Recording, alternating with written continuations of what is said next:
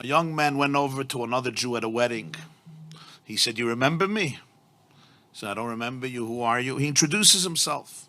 He says, "Ah, you were my student. Third grade. You were my student. Yeah? Wow, I haven't seen you in so many years. How is your life? What are you involved in?" He says, "I'm a teacher." He says, "Wow, just like me. What inspired you to become a teacher?" "What inspired me to become a teacher was you." He said, "How did I inspire you to become a teacher?"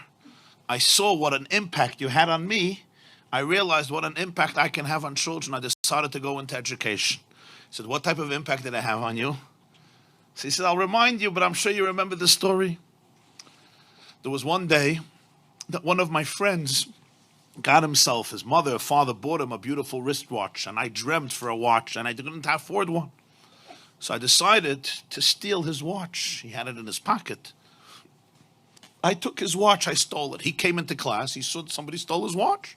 He came complaining to the teacher, somebody stole his watch. So you made an announcement. Whoever took this boy's watch, please return it." I was too embarrassed and I didn't want to return it, so I didn't return it.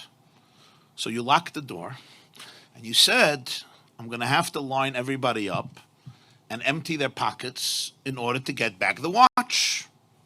And that's what you did. And I thought to myself, this is going to be the most shameful moment of my life. And then you said, "All boys line up at the wall, but I want everybody to have their eyes closed.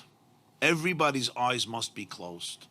And you went from pocket to pocket, and everybody's eyes were closed. And then you came to my pocket, and you found the watch, and you took it out, and you went through everybody's pockets with everybody's eyes closed. And then you said, "Okay, everybody can open their eyes." You gave the watch back to its owner, and you never ever said a word to me throughout the entire year. You never mentioned the story. You never mentioned the episode.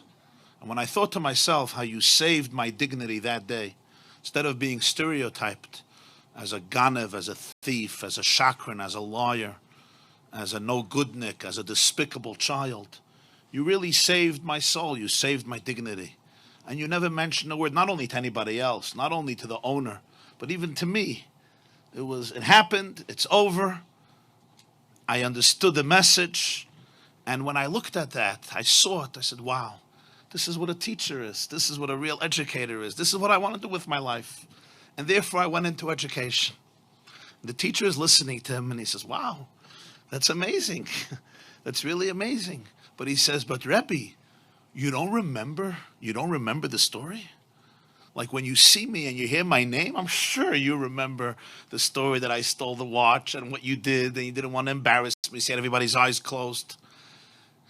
And I'm the person, he says, actually, I don't know. I wouldn't know. I wouldn't know the story. He says, why not? Like, it's a pretty dramatic story. He said, because I also closed my eyes.